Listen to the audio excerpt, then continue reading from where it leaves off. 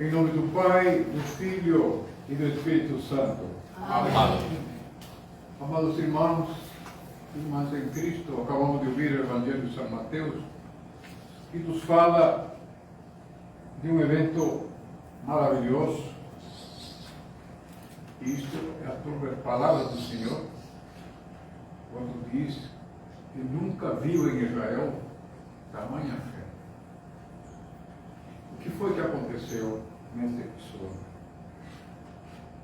Este episódio também é relatado pelo evangelista Lucas, que nos fala a respeito do centurião romano. Portanto, ele não era um judeu, era um gentio. E isso é mais surpreendente, porque a revelação foi dada aos judeus, posteriormente aos outros povos. E aparece um centurião romano diante de Jesus Cristo, pedindo-lhe a cura do seu servo. O que foi que aconteceu aqui? Em primeiro lugar, este centurião, segundo São Lucas, era muito próximo dos judeus. Inclusive, era um bom homem que construiu uma sinagoga para os judeus. Então havia uma proximidade. Ou seja, não aparece assim de repente, não. E, através dos judeus, ele acompanhava toda a cena, né, daquele tempo, e sabia que o Senhor Jesus operava maravilhas, operava milagres. E então, no Evangelho de São Mateus, ele pede para o Senhor curar o seu servo. Está paralítico, está à beira da morte. E então, o Senhor diz que irá depois. E ele disse, não sou digno de te receber na minha casa. Basta uma palavra e ele será curado. Isto surpreendeu o próprio Cristo.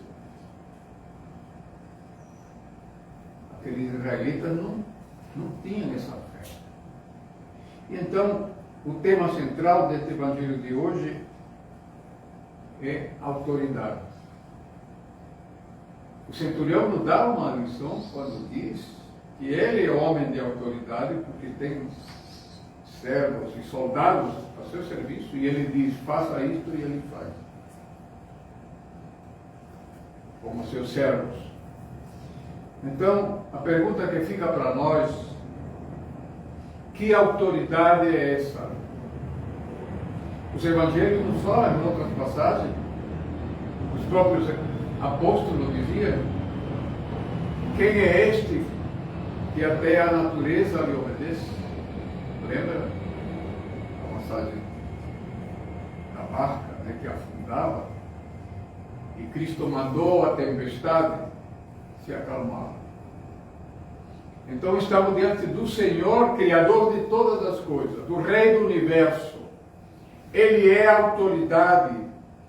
Mas a pergunta que fica para todos nós estamos seguindo a autoridade de Jesus Cristo? Supostamente nosso Senhor, Deus e Salvador? Vivemos sobre a autoridade de Jesus Cristo?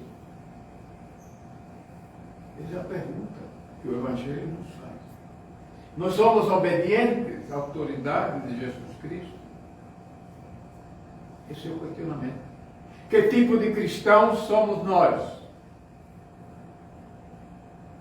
Isso é válido para os sacerdotes, os religiosos, os fiéis, os que se dizem cristãos, têm que responder a essa pergunta. Estamos obedecendo os mandamentos do Senhor? E é bom dizê-lo que Jesus Cristo é autoridade espiritual. E na igreja nós temos autoridade espiritual? Temos.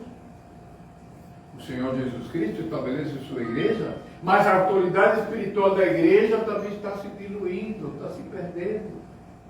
O que representa hoje a igreja? O que representa um sacerdote? O que representa um cristão? Ele é reflexo dessa autoridade? Como anda isso? Há respeito pelos padres? Se é que eles se dão ao respeito? Eles são de fato autoridades espirituais?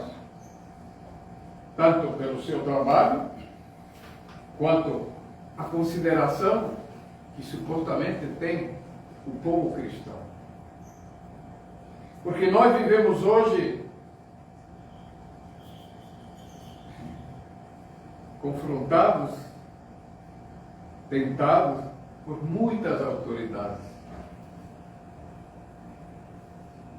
Autoridade do dinheiro é uma autoridade. É vero. O poder, a fama, as redes sociais.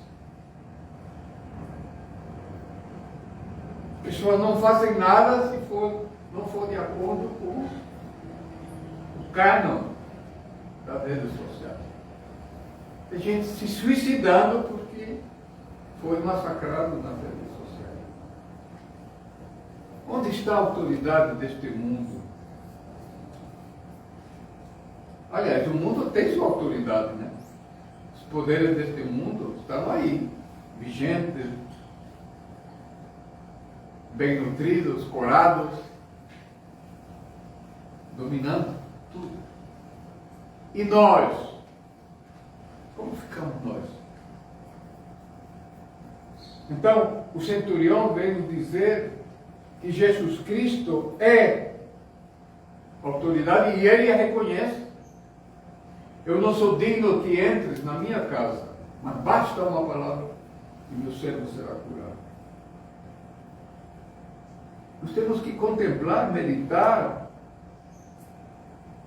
aprofundar neste Evangelho de hoje.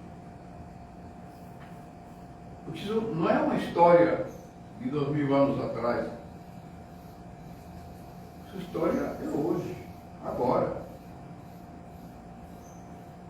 Qual é a autoridade que eu vivo? E volto a repetir, estamos falando de autoridade espiritual.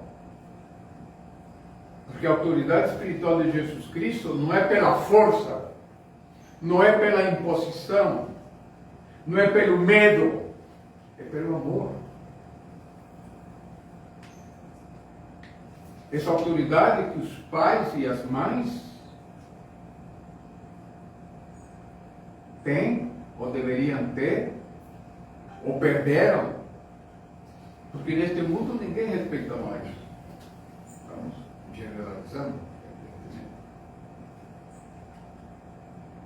Nem mesmo autoridades constituídas se respeitam mais, até porque elas não se dão ao respeito. Até os poderes deste mundo foram permitidos por Deus. Deveriam refletir um pouco daquela autoridade divina. A justiça. Onde está a justiça? Nós não temos mais justiça. É uma vergonha a justiça. Por quê? Porque ela se submeteu aos poderes deste mundo.